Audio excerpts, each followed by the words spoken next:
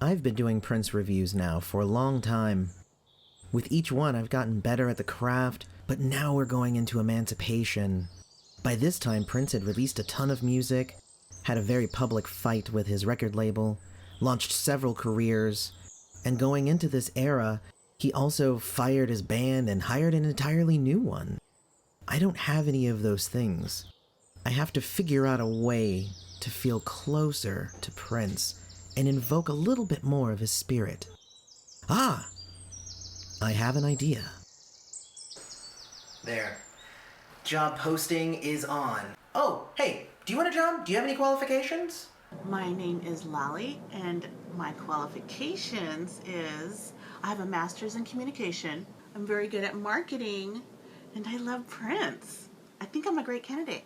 Awesome. Great to have you as a part of the team. I'm ready. I can start yesterday. And you're fired. What do you mean I'm fired? I just texted my boss that he's an asshole and I quit. You can't fire me. You just hired me. I gotta do this. Come on, man. Oh, hey, don't I know you? My name is Day. I love the channel. I get all the notifications every time you upload a new video. I'm a patron. I just love the channel. That sounds awesome. Do you want a job? Are you kidding me? Of course I would like a job. Are you serious? Very cool. Okay, you're fired. Oh wow, that's dog. Hey you, who are you? Hi, I'm Jason. I can blog about your channel. Do you want a job? Cool, you're fired. Yeah, I think I'm at least ready to tackle disc 1. Hey everybody, welcome to Prince's Friend. I am your host, Prince's Friend. I am rocking my Emancipation shirt today, so really excited for the obvious review for Emancipation. Now, Emancipation was released on November 19th, 1996, and it was a massive 3-album undertaking, filled with brand new music from Prince. You see, since he had his dispute with Warner Brothers, Prince declared that he was not going to give them any more new music. He was getting it ready for Emancipation. And it was all saved up, and that's why this is such a big project, 3 discs. And now that he was free, he wiped Slave off his face. He started wearing brighter colors instead of all the blacks that he had been using to mourn his death. And it was also a way to kind of show off just how happy he was with his newfound freedom. And as I previously mentioned, a lot of the members of the MPG were replaced, except for Mr. Hayes and Kirk Johnson. So Prince ended up firing Tommy Barbarella, Sonny T, Michael Bland, and he replaced them with Rhonda Smith, Kat Dyson, and a few others. But for the most part, he actually did a lot of this album by himself. Emancipation has 3 discs. Each one is 12 songs, and as if by design, each one is also exactly 60 minutes long. And Emancipation is an exploration of who Prince is, and that's actually the amazing part about this album. A lot of people have a lot of different theories as to the meanings behind the different songs and the order and the different discs. For me, disc 1 is about the past.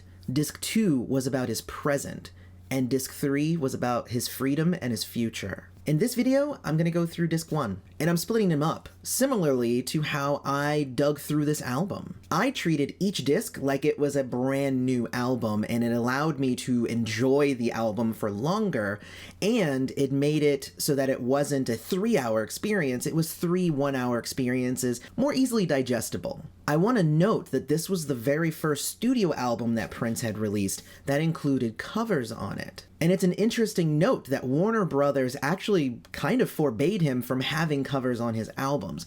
They said, no, we're marketing you as a songwriter, you have to have all original songs, you're not allowed to cover other people's stuff. So one of the things that he does immediately as soon as he can make all his own decisions, let's do some covers. And there are 2 on this disc. Now, Emancipation as a whole did reach number 11 on the charts in the US, and sold over 500,000 copies, which is pretty darn good. I bet he really felt the weight of this. He took over the entire distribution and sales and everything, and that is no small feat. The Jam of the Year tour was the one that I got to see him in 1997. It was so cool. It may need its own video for me to talk about that though. So let's jump into these amazing tracks from Emancipation Disc 1. Ooh, everybody's here. This is the Jam of the Year.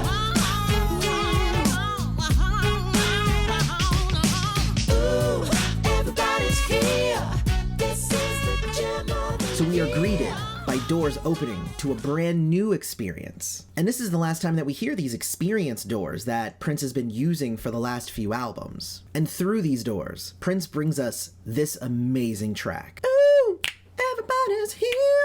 This is the jam of the year. Followed by the amazing vocals of Rosie Gaines. I know that was terrible. I don't understand how this can get any better. The inclusion of Rosie Gaines harkens back to his days before his emancipation and how it will forever kind of echo in his new works. The music is wonderful. And the lyrics show us that it's okay to be happy and have a good time, good friends. It's amazing. This is a celebration song. Everyone is invited to partake in Prince's new freedom. It's too good, almost.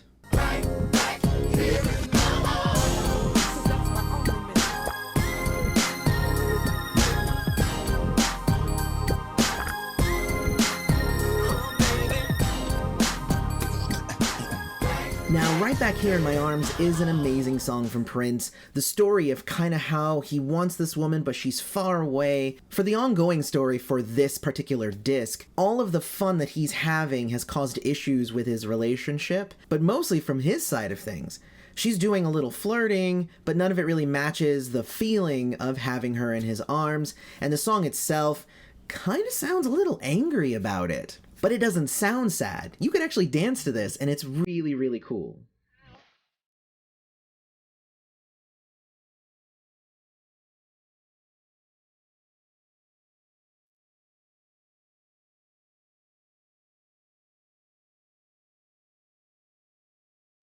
Now, this was one of the singles off of Emancipation, and it reached number 15 on the R&B charts and number 19 on the UK singles charts. It's a song about being lonely and about wanting to be with someone since he can't be with the woman that he's been pining for in the last song. From the video, if you watch that, we gain the additional context that it's this kind of loneliness that he feels when he's on the road. And the thought enters his mind to just take whoever just happens to be nearby. If you can't be with the one you love the one you're with, right? It's a super good song, and I think it reflects what it must have been like for Prince far too often. Come on.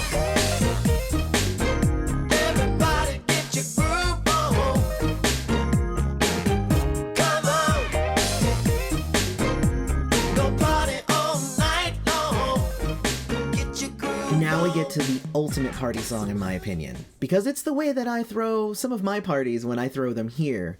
It's not about drinking and sex and drugs and being raucous and breaking things. It's about good music, it's about friends, and it's about having a good time. I'm a fan of the line, got some honey and some peppermint tea, that's all I need to get my drink on. Because that's me. Except that I don't like peppermint. It's nice to have a party song that's not glorifying drinking. I don't drink, and I can totally identify with this song. The next thing that actually stands out to me is the ending of the song, because it takes you through what it must be like for Prince kind of going to a club.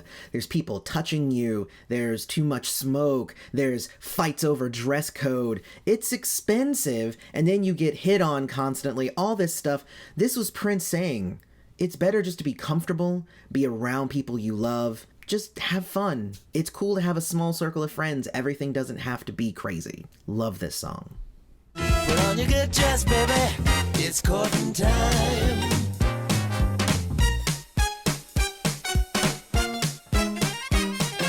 Every day away is just another day your baby's lonely.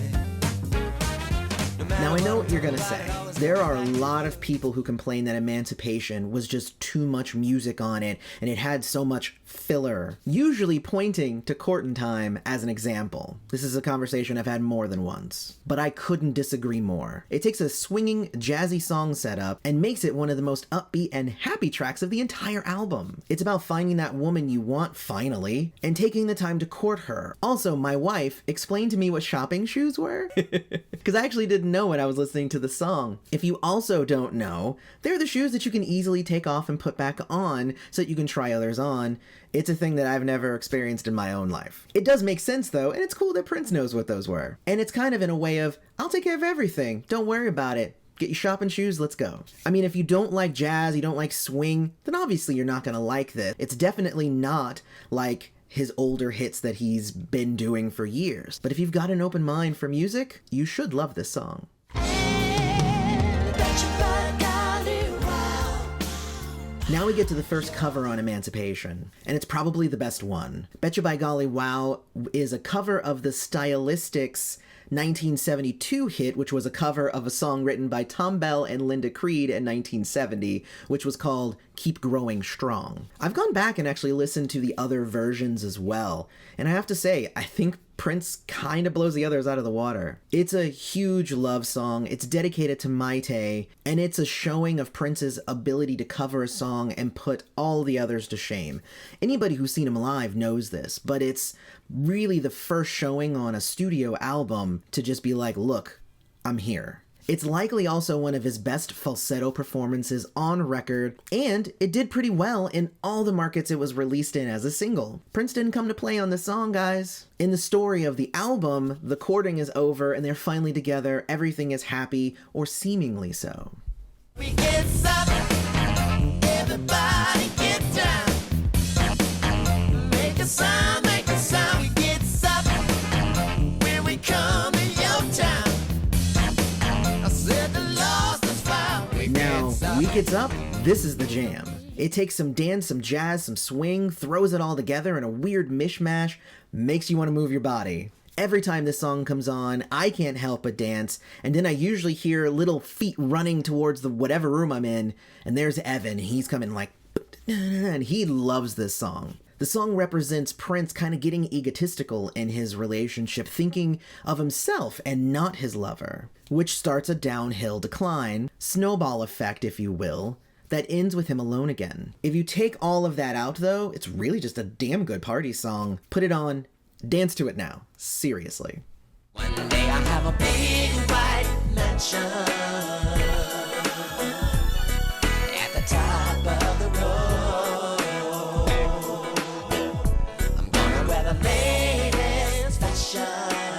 White Mansion is all about Prince's search for happiness. However, he's always kind of looking for it through a woman. Each verse is him finding another woman who's asking him to change so much about himself that he doesn't feel like he's himself anymore. He tries it out for a while and then it doesn't work. The White Mansion isn't literal, obviously. It's his dreams of love that he hopes that he'll one day have. And of course, once he has that, everything will be happily ever after, right? It's an interesting kind of mid-tempo song with some really good lyrics, but it's mostly laid back, with Prince not really doing anything vocally or instrumentally crazy. No weird song gymnastics here, but it's kind of a cool song. I dig it.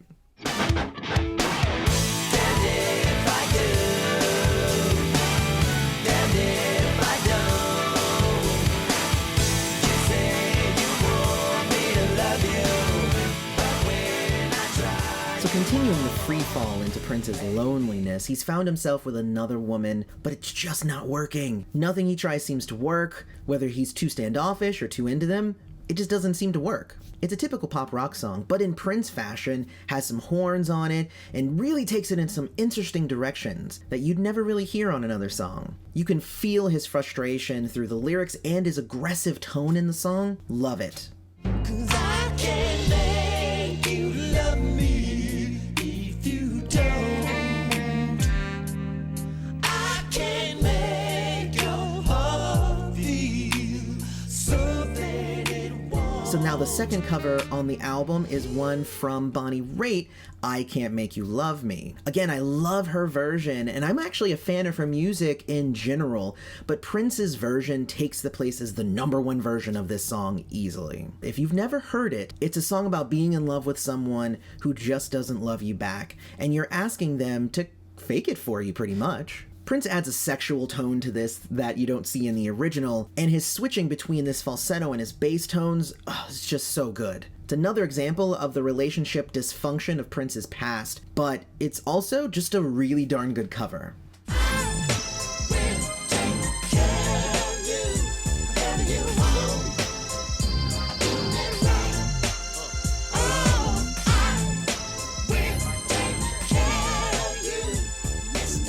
When Prince can't find love, he resorts to what he can get pretty easily, which is sex. This whole song is about him picking up women, betting them, and continuing his player ways that he doesn't actually want in his life. It's a highly danceable song though, and rapper Scrap D, who actually is on Emancipation quite a bit. He was also on Chaos and Disorder. He lays down a pretty darn good rap on this song. It flows with the melody and actually adds some flavor. Mr. Happy is sexy and it's damn good, and it's a new euphemism for sex organs, which I like when Prince comes up with those.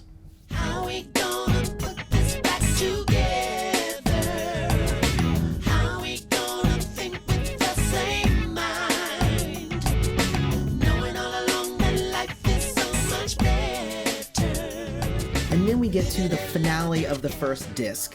In This Bed I Scream. I'm a fan of ballads that are upbeat, and In This Bed I Scream is that. It's Prince in his falsetto finest, with a funky beat and compelling lyrics that reach out to those he's wronged in the past and hopes for reconciliation. In the liner notes of the album, this song was dedicated to Wendy and Lisa, as well as Susanna Melvoin, which I hope helped their relationships at that point of their friendship. It's really the perfect song to end disc 1, which again is about his past. It's about reflection and wanting to do different than what you've done already. It's an acknowledgement of mistakes and a willingness to change. Wonderful song, amazing disc ender, and this is just the first disc.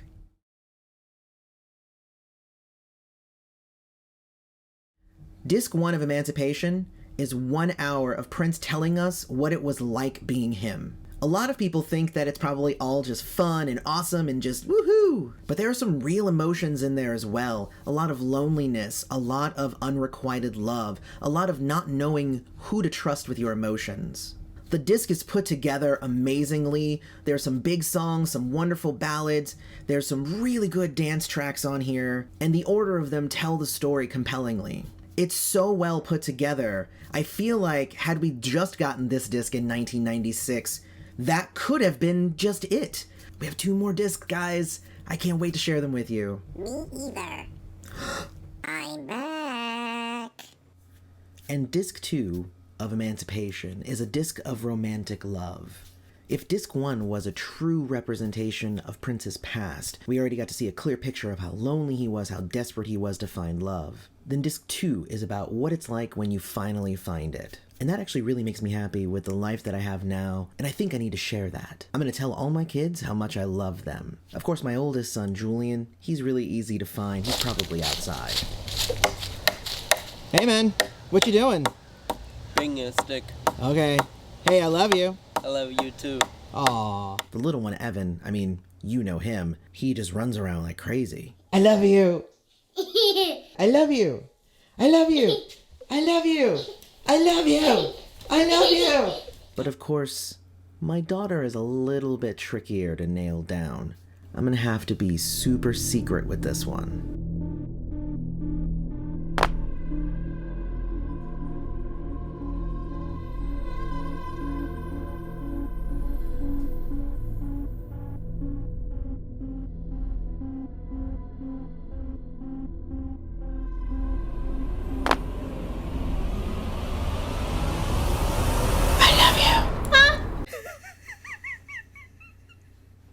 Alright, cool. Well, back to the review. Did you forget about me? Oh, no, I didn't. Why are you here again? This disc is so boring, I'm just here to bring the fun. It's not boring at all. It's an expression of love. If it's not me with a guitar shredding on top of a piano, then it's boring. Well, hold on. Let me go ahead and explain this a little bit. Now we're on to the second disc of Emancipation. As I previously said, Emancipation in its presentation is disc 1 is his past, disc 2 is his present, and disc 3 is his future, which means this disc is his present. And when Prince wrote these songs, it was obvious how in love he was. The majority of the disc were love songs that were written specifically for Maite. Some are very lovely, others are on the sensual side. All of them are good, all of them are amazing, really. And like the majority of things from Prince, there's an internal story to the disc as well, which we're also going to discuss. Well, if you've seen my movies, then you know that plots can be overrated. Also, one of the singles from Emancipation was off of the second disc. It was The Holy River. It peaked at number 19 on both the UK charts and the Billboard charts, which makes me want to look into the numerology behind the number 19. There must be significance there. But without further ado, let's get into the songs from Emancipation Disc 2. Sex in the summer. Getting it on. Give me that number.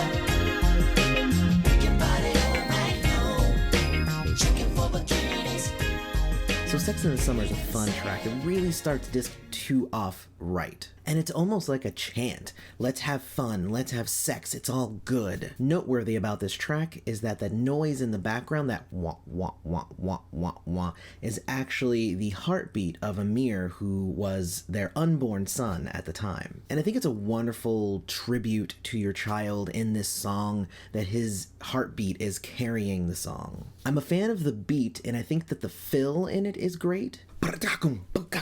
For the story of Prince's present, this is Prince meeting Maite and connecting almost instantly, hopefully to lead to something greater down the line. I remember that one summer in Minnesota, Apollonia and I were wearing our best leather bodysuits because it was so warm. And then she jumped in that chilly fake Lake Minnetonka. What a great summer. Would you hush? This isn't Purple Rain. Prince came a long way from those days. Oh, I see. This is what you wanted. One kiss at a time. I got to be up on it. So this is a sweet song about taking things slowly. Within the story that Prince is giving us, it's about taking it slow, getting to know your woman, to really see if she's the one. The lyrics are less about taking it slow, relationship-wise, and more about how to make love slowly. And it's super sexy in its delivery. Prince performs falsetto gymnastics on this track, and he creates a joyful expression of love and sensuality. Mwah. It's a great song. Some place where your face is all that I see. With the love we make intoxicate intensely. So I'm actually a huge fan of this ballad, Soul Sanctuary. It's all about the joining of two people as one becomes kind of a place of peace and love for the other. In this case, it's Prince singing the Maite, but I'm sure there was a mutual feeling. She probably did some sort of awesome Soul Sanctuary dance or something in response to him. But it's a really lovely mid-tempo song, and it's got so many great harmonies in it that it's hard not to fall in love with it. Prince just really didn't hold back anything on this song. It's a masterful example of songwriting and composition. King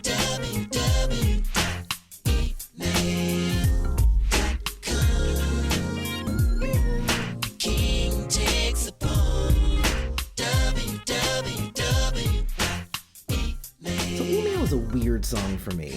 It's one of those that's kind of catchy and a little corny, but it's also got some really great lyrics in it. It essentially is that a couple is so far apart, similar to Somebody, but instead of sitting around and pining for her, they're still in communication. They're sexting back and forth, essentially. Or as they used to call it back in the day, cybering. It's a sexy song, but it's virtual sex, and the sexy storytelling here really heightens the mood and makes him want her and makes her want him, and it's mutual. In the chorus, he is the king and she is the pawn. He's laying the trap for her with this email, kind of luring her to him. It's a really good song. In a room full of harlots and fantasy, destiny beckons there.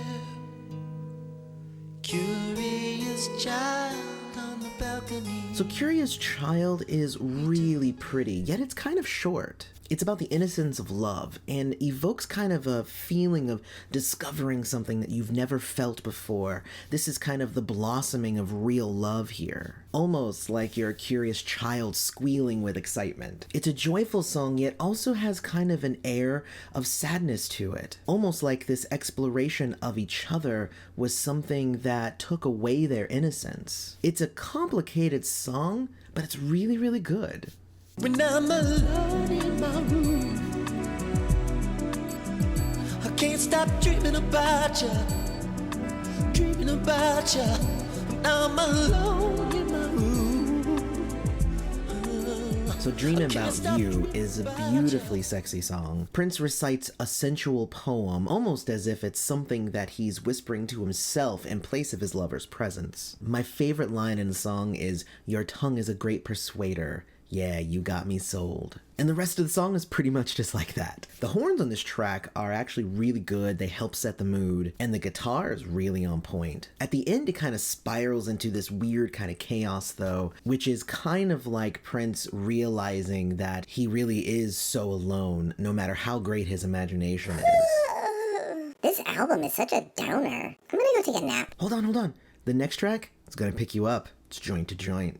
And if we're ever naked in the same machine, I'm gonna lick it, baby, joint to joint. Sex me, yeah. Joint to joint. Sex me, yeah. So Joint to Joint is my favorite song on this disc, possibly my favorite on all of Emancipation. I have a love of Prince when he switches up styles on an album. He'll have jazz, he'll have rock, he'll have R&B, he'll have pop, he'll have all these different things. But I love it even more when he does it within the same song. Joint to Joint takes you on a ride through his mind, ever tempted by one lover over here, another lover over there, but all he can think about is Maite. None of these people here are right for him. The song starts off as your typical kind of sexy Prince song, then dives into a really deep groove and invites rapper 99 in for a cool rap. Saviour Glover lays some awesome tap over the track. I mean, what? Then it launches into a breakdown that brings us to the end. The arrangement of Joint to Joint is amazing because even though it's hitting all these different styles and speeds and moods, it all feels like it's one track. And it's amazing. Then it ends with Prince finally calling his love and saying, "It's time for us to get together. I want to be together forever. No more of this craziness." This is also the song where we find out that his favorite cereal is Captain Crunch, just saying. So over and over, I ask your soul, why'd you come down to a world so cold? And a voice inside says tonight, the truth will be told. So Holy River is a wonderful song. It's got Prince's signature shift from his head voice to his falsetto. It has crisp piano and one of Prince's best guitar solos ever. Seriously, go check the list. Whoa, that is some good guitar. Right? The sentiment of the song is really awesome too. Prince has finally found his happiness in both his faith and his love, and he's finally ready to choose Maite to be his wife. He wants to move into the future as a family, and that is such a great message. So something else to note about the Holy River is that Prince was really enjoying his newfound freedom here. In a lot of his music over the years, he's been hiding his spirituality. He's been using metaphor and symbolism, and while he has talked about God, he has never said Jesus. And in this song, it's the first time that he calls Jesus out in one of his own songs. He wrote some for Mavis Staples, don't get me wrong. And I think that was really awesome. Anyway, just thought that was noteworthy. Moving on. And I can't wait no more. No. Let's have a baby.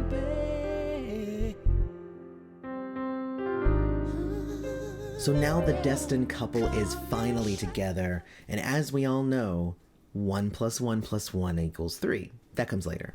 So Prince wants to have a baby, and I love this song so much. It's a love song mixed with aspiration, and I think that he really voices a lot of what an expectant father feels in this. Myself, having had 3 kids, I know exactly where this song is coming from. He says that he hears her beautiful voice and wonders what it'll sound like coming out of their kid. He looks into her eyes and he wants to know what it'll look like on their newborn. It's what couples do all the time. I wonder if he's gonna have my nose. I wonder if he's gonna have your ears. What about our toes? But it's really nice to have this sentiment and this idea kind of in a song. I've never heard this in a song before. Musically, it's also simple. It's Prince and a piano and a little bit of a bass line behind him. But really, it adds to the very intimate sound and the feeling of the song. I just love it so much. It's such a good song.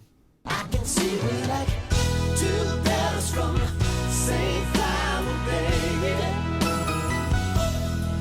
We're like 2 branches from the same tree. So to me, Saviour is Prince's ultimate love song. I know it's not an album ender for this disc, but for me, it's one of the most powerful tracks on Emancipation. Musically, lyrically, tonally, emotionally. It's got everything. It's got one of Prince's best screams, amazing harmonies, howling guitars, horns that bring it to another level, a beautiful bass line. It is a declaration of undying love because your partner is not only your companion, but the person who has saved you from yourself and from the temptations of going down a dark path. Hands down, one of the very best tracks that Prince ever made.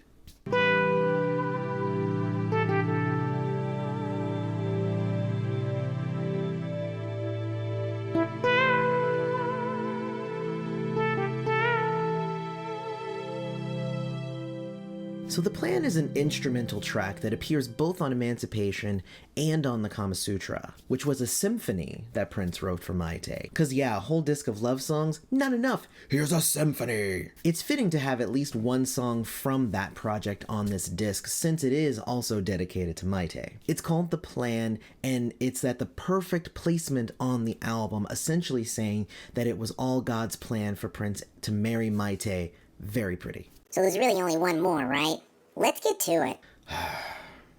Friend, lover, sister, mother, wife.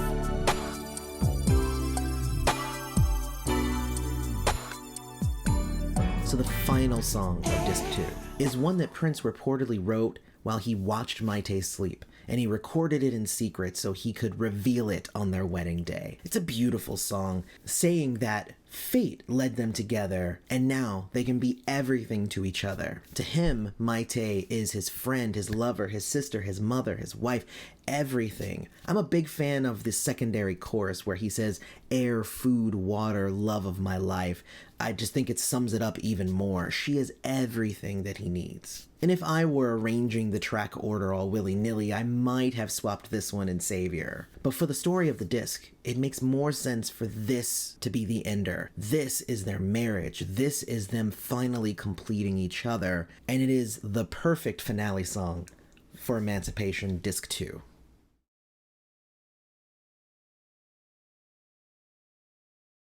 So my final thoughts on Emancipation Disc 2. It's probably the most focused and thematically on point disc of Emancipation. It's a journey of love and it's dedicated to Maite. All of that's pretty obvious. Even though it's filled with ballads and love songs, it doesn't drag. It's laid back, but it's not lazy. It's slower, but it's not sleepy. It's simply gorgeous and has a few of my very favorite Prince songs of all time on it. You know, for me, it was a nice collection of songs. You made this a lot less boring than I thought it'd be. 'Cause it's not boring. You know what? I think you're right.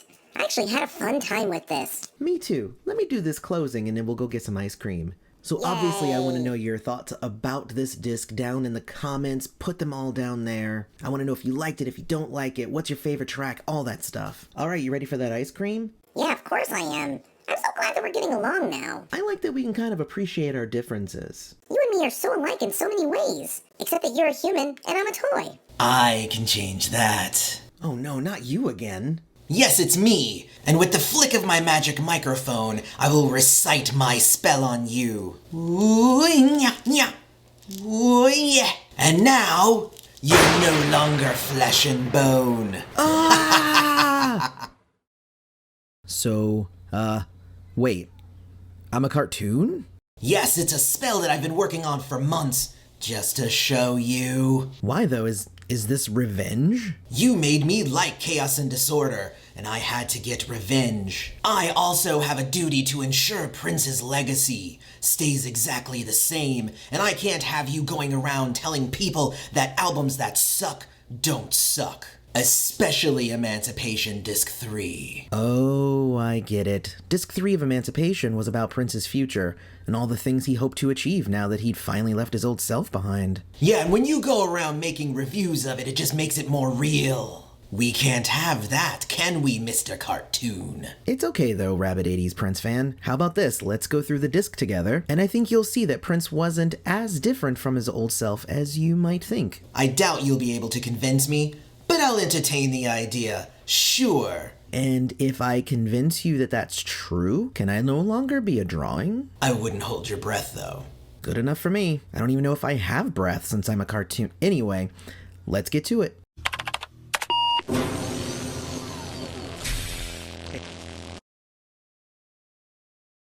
Hey everybody, a drawing of Prince's Friend here, exploring music through Prince. As I stated earlier, Disc 1 was Prince's past, an acknowledgement that he needed to change his ways and settle down from his raunchy days. Disc 2 was Prince's present, where he saw the vehicle for his change in Maite, his new love, and he reveled in the love that they felt together. Now, we get into Disc 3, which represents Prince's future. Not only his future, but his vision of the future for the world. The album is pretty heady and aggressive, and yet has a beauty all its own. It's not as cohesive as Disc 1 and Disc 2, not really telling a straightforward story. At the same time, just listening to it, you can hear the beauty that he foretold for the world and what he hoped people would take from it. Let's jump into those tracks so I can no longer be a cartoon. Everybody keeps trying to break my heart. Everybody except for me. I just want a chance to play the part of someone. Before one can move forward, you have to recognize where you've been. Slave opens up Disc 3 wonderfully in that way, as a telling of what it felt like being a slave to the system. The imagery Prince includes on this song, such as the world unraveling, his need to keep dancing and ignore the pain he was experiencing, all of this fits perfectly and gets you into his mindset. Musically, this track is great. It's got some of my favorite Prince screams in it, and the percussion sounds like a full marching band. Prince spits his lyrics wildly, but with a rhythm that shows he's keeping it in line, as if someone is cracking a whip. I love it. When the lights blur, every boy and girl, how we gonna make it in this brave new world? Love one another. Speaking of the future, New World launches into an aggressive electronic beat that speaks to how the world is changing so fast, but one thing stays the same: the fact that we have to love one another. When there's a pill for everything, love for one another. When gender doesn't matter, love for one another. When everything is screwed and you might be a cartoon, love for one another. It's the medicine that will sustain us in the new world, and he ain't wrong. I love this song musically because it feels like electronic funk with bluesy lyrics, but feels so modern as well. This is the track that I used to get my daughter into Prince, since she was really into dubstep back in the day. So I'm glad it stuck. This is nothing like what 80s Prince would have done, Prince's Friend. You're already losing me, and losing me is not good for your health. Okay, let's get into a sexy song. I think that'll be more your speed. Did you say sexy? Okay, carry on. For the human body.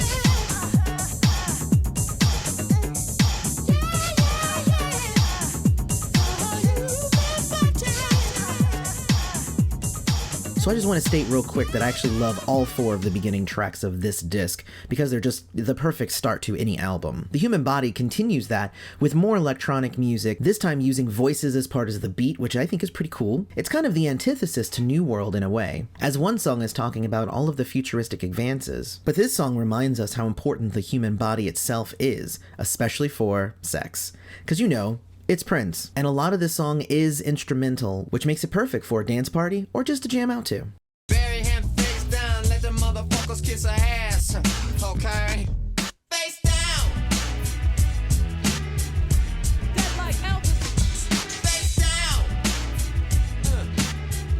Dead like Elvis. So I'm gonna say this right now, Face Down is like one of the best Prince songs ever. I'm going to couch the full idea of that and make an entire video about it later on. But for now, know that this is an amazing rap song, delivered expertly by Prince, with all the anger and hatred of his critics relayed in his words. When he dies, he wants to be buried face down so they can kiss his butt. That sums up the song pretty well. It has an amazing guitar riffs, the horns are a weird keyboard zap, and everyone on the track is on their angsty best. When coupled with the video, this is one of my all-time faves, kind of a track that you never get tired of hearing.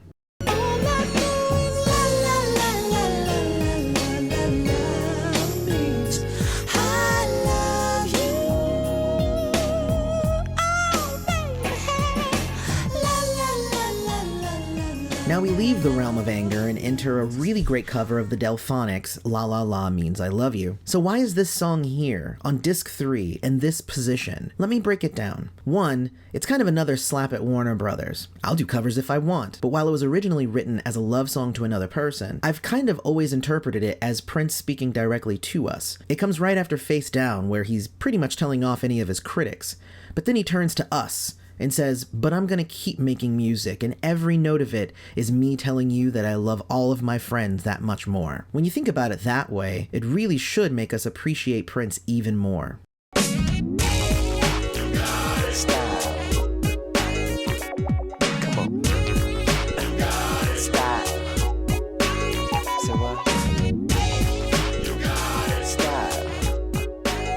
Style is Prince directly giving some words of wisdom to us, you know, since he's a modern day sage and all. Style is a second cousin to class. It's the way that we all should be, and he lays out a number of things that reflects someone who has style and others that do not. My favorite line is, style is loving yourself until everyone else does too. That line right there has gotten me through a lot in life. It's why I don't mind being corny or not fitting in. If you are always just your authentic self, then that's just your style. Even if you're a cartoon. I'm a huge fan of the sax driving a lot of the track, and Prince barely sings the verses. Instead, he just kind of speaks them with a really cool, smooth voice. It's a really good song.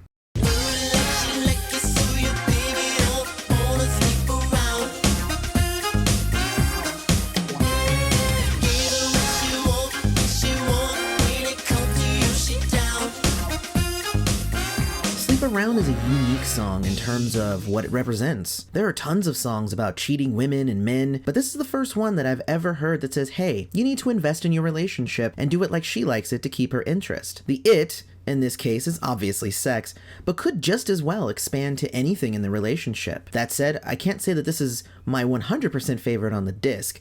It sounds a little bit more disco than my ear likes, and the instrumental goes on for a bit longer than I like. This song is not bad by any means, though. It's a really good jam.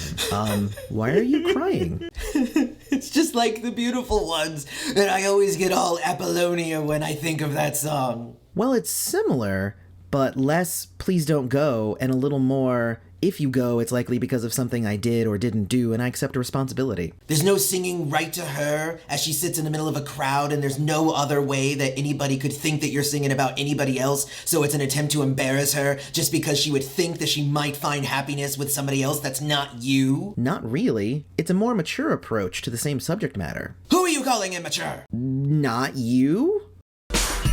Watch out, I'm trying to get my shit together.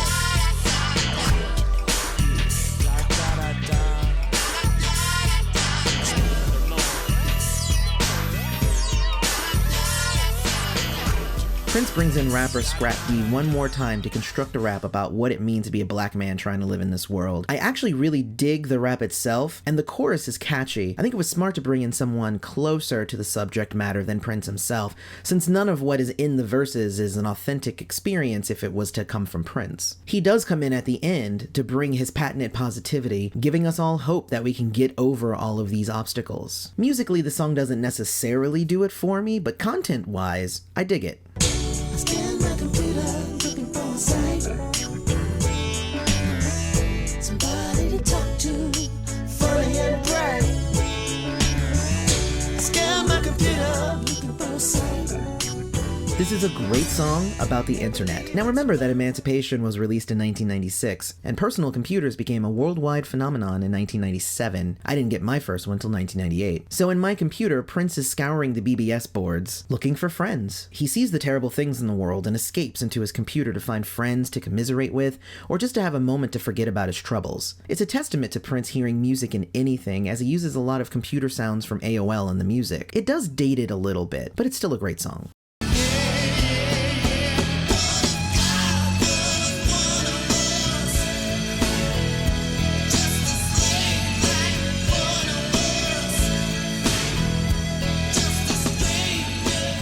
Now Now we get to the final cover of Emancipation. It's high on the list of great covers in my opinion. Prince took a song I actually really liked from singer Joan Osborne and elevated it to magnificence. The original version is your typical mid-90s grungy, melancholy song, sung pretty well, but Prince borrows a beat from an unreleased song called Love, Thy Will Be Done, and layers some really cool guitar mastering on top of it for good measure. The song exemplifies Prince, so it's obvious why he chose it. The lyrics ask you to question your belief structure and challenges the listener to ask themselves deep questions. Prince is asking us to consider our relationship with God. Wonderful song, an even better cover. And this is a cover? It sounds like a slower Let's Go Crazy. It sounds so Prince. Exactly. But instead of using metaphor of elevators, he's just coming right out and saying it, even if he is using someone else's words. It's actually kind of beautiful. Beautiful? No! It's not the 80s. I was not going to say beautiful. You almost had me there, but I'll never concede that Emancipation is anything but trash. There's 2 more tracks, and they are doozies. Let's see if you stick to that idea. Precious is the baby with a mother that tells him that his Saviour is coming soon. Following One of Us, which stated that God ain't at home, we get one of Prince's best messages in his role as a sage. You can't depend on anything else in this world to make it better. The only love there is the love that we make. Everything you put out into the world needs to be positive. Love for one another if we're going to move forward. The core of the song is Prince and his piano, but layers in amazing strings and a pounding drum for depth. It goes from soft at the beginning to orchestral at the end, and it's one of the best songs Prince has ever written, an open call to the world to do better. I don't have enough great things to say about this song. Emancipation. Do what I want. Emancipation. See when the purple rain. Emancipation. Do what I want. And that brings us to the finale of Disc 3, but also the finale of Emancipation as a whole. And honestly, I can't think of a better song for us to end on than Emancipation. He sings about how he's always wanted more, he's always strived to be his best, how there's always been chains on him, keeping him from doing that. But now, he's free to do anything he wants. It's a song of optimism and wonder. The possibilities for Prince are endless. This is the perfect ending to this album, which is setting him along a new path of his career and personally. Jam of the Year has to start Emancipation, and it has to end with Emancipation.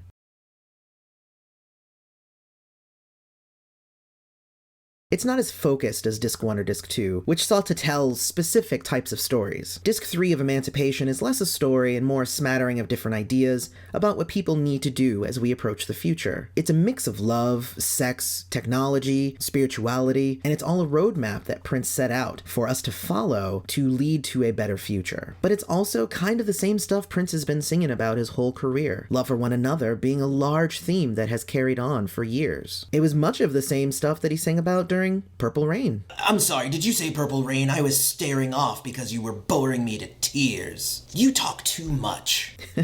Sure. I hope that you understand Emancipation a little bit more now. Actually, I hate to say it, but Emancipation is kind of okay. It made me dance. It made me nostalgic for old times. It even made me excited to hear the next track and hear what Prince was gonna do next. When this album came out, I saw so many songs, and none of them were 80s songs, and I just didn't give it a shot. I'm kind of glad that I turned you into a cartoon and tried to ruin your life in an effort for you to have to drag me through this album. So, can you fix me now? A deal is a deal. I just have to say different magic words. Wow, thanks. Don't thank me. Our business isn't done.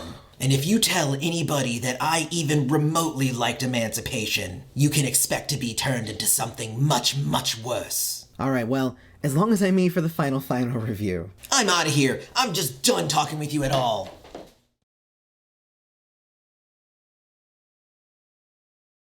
No one saw Emancipation coming, for some in a good way and others not so much. Some say that this is 3 hours of music that's mostly filler. It's just not Prince, he lost his edge. And others who take the time to appreciate what emancipation represents think this is a wonderful exploration of different musical styles expressed from a man who is truly in a good place in his business, personal life, and spirituality. It is a lot of music, some of which will appeal to one person, and other tracks that will appeal to someone else entirely. It's definitely not just one note, but it's all good, and it's all timeless. And there's a reason why it was special for Prince. It was him in that particular place at that particular time in his life. It represents all the best and the worst of this beautiful man, and all of the aspirations that he wanted for his life and his career. And I couldn't wait to go with him. So hopefully you enjoyed my review of Emancipation Disc 3. I would love to hear any thoughts that you have on Disc 3,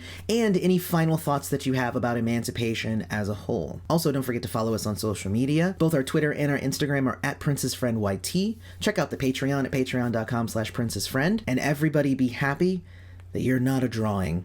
It's very itchy. May you live to see the dawn. I can't wait for the next big Prince review. Also, even though you suck, congrats on 15,000 subscribers.